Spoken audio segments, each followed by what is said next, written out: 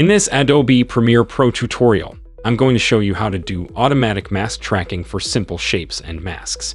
So I've got this clip on my timeline, and if you ever highlight a clip and head over to the Effect Controls panel, you can always see under the opacity section the circle, square, or pen tool to create a mask. So in this case, if I click the 4-point polygon mask, it'll create this rectangular mask and I can move it around. And in the case of this TV, it's a pretty simple object. I can simply grab the 4 corners and mask out the screen because we might want to replace the video on the TV with something else. So I can get a pretty good selection, and you can see we've masked out our object. This video is not a static shot, so as the camera moves, our mask kind of falls out of place, and this would be tedious to go through and track by hand. However, if I just go to the first frame, I click on the mask. Let's make sure we put it where we need it to be.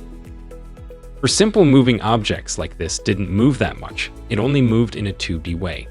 It didn't move in a 3D way. A lot of people might not know that you can simply press this play button to track your mask forward. So if I start at the first frame, it'll track forward all the way to the end. And this is a really good example clip because it doesn't move around too much, there's nothing kind of coming in the way, it's not changing shape. For anything more complicated or much more complicated than this simple 2D movement, that's when you'd want to go to After Effects and maybe use rotoscoping and other tracking tools, which I do have tutorials on.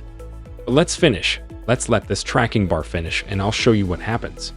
So once it finishes, you can see in the Effect Controls panel, it's created all these keyframes, one for every single frame. And it follows this mask around pretty well without us having to do anything. Now again, it's going to depend on your clip. It might not be perfect. But this is an automatic way to track in Premiere, and now if I wanted, I can always click Invert in this case. So inverted will mask everything but that selection. We've kind of blanked out our TV screen. You also have other options like mask feathering that will soften up the edge, or mask opacity, or even mask expansion. So you do have these slightly fine-tuning options if you need. But now if I grab another clip, let's put this clip on track 2 or 3, something higher, and we take another clip, put it underneath on track 1. You'll see that it shows through because we've created this kind of cutout square, and I can move this clip around to put it wherever I want. So now whatever's playing on this clip will appear as if it's kind of playing in the TV.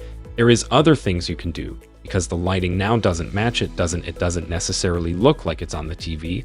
So maybe you want to go to the Lumetri color panel and mess with the exposure and contrast a bit, or maybe go to the effects panel and try and add a noise and grain or blend and some more textures on top, just to make it look a bit more like it's actually on a TV.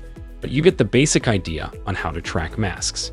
So if you enjoy this tutorial, you could try tracking masks of your own. You can subscribe here on YouTube to stay tuned for all my new videos and check out hundreds of other tutorials in the playlist on my channel. Thank you so much for watching, and I'll see you in the next video.